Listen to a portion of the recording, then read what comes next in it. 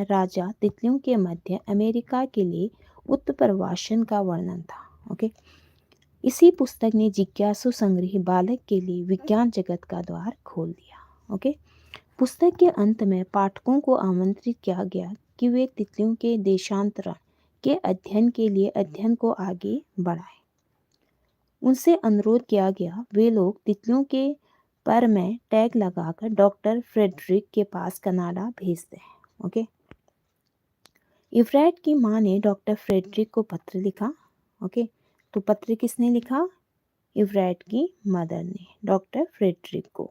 परिणाम स्वरूप शीघ्र ही इवरेट ने राजा तितलियों के पैरों में हल्का टैग चिपकाना शुरू कर दिया।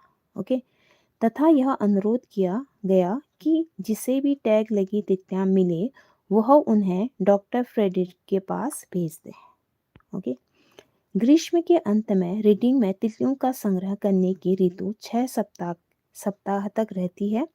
आप एक एक कर तितलियों को पकड़ना चाहेंगे तो बहुत नहीं पकड़ सकते।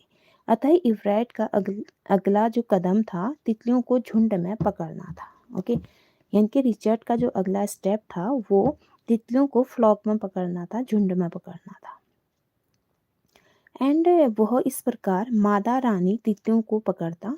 ओके, जो मादा थी, मेल जो तितलियां थी उनको पकड़ता, उनके अंडे लेता तथा उन्हें अपने बेसमेंट में लेकर जीवन चक्र पूरा होने तक पालन पोषण करता।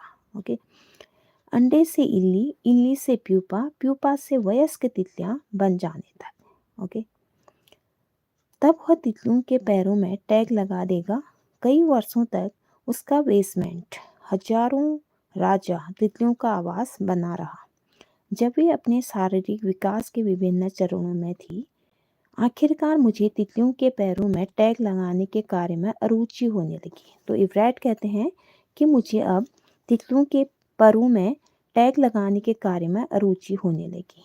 ठीक है, यह कार्य उबाऊ है, काफ़ी बोर कर देने वाला है कहते हैं, तथा बहुत अच्छा परिणाम देने वाला नहीं है। इससे रिचर्ड इवरेट को एक अच्छा रिजल्ट नहीं मिल पाया। इवरेट ने कहा, इतने समय तक मैंने यह कार्य किया, मैं केवल 2 टैग लगी तितलियों को ही पुनः पकड़ सका।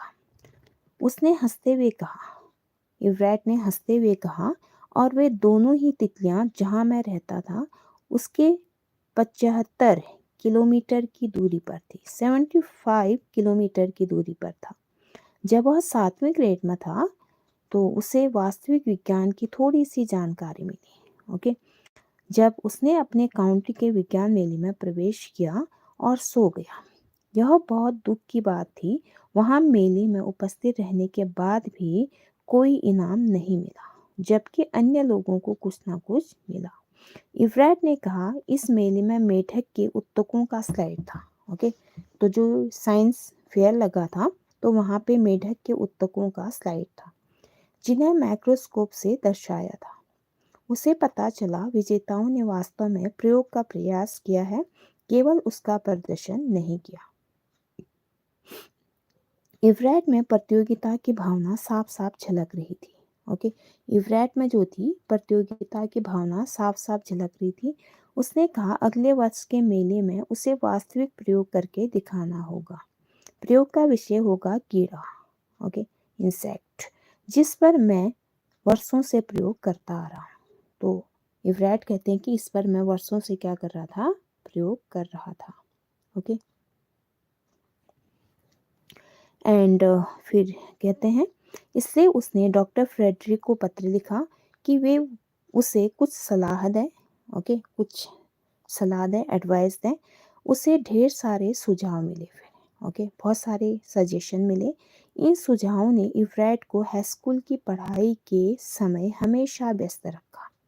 काउंटी एवं अंतर्राष्ट्रीय विज्ञान मेले में उसे पुरस्कार परियोजना तक पहुंचाया। ओके, फिर कहते हैं अपनी 8वीं ग्रेड परियोजना के लिए इवरेट ने यह खोज निकालने का प्रयत्न किया कि प्रत्येक वर्ष से राजा इल्लियों को वायरस कैसे मार डालता है। जो वायरस है वो कैसे मार डालता है। इवरेट ने सोचा कि फ्रिंग बीटल्स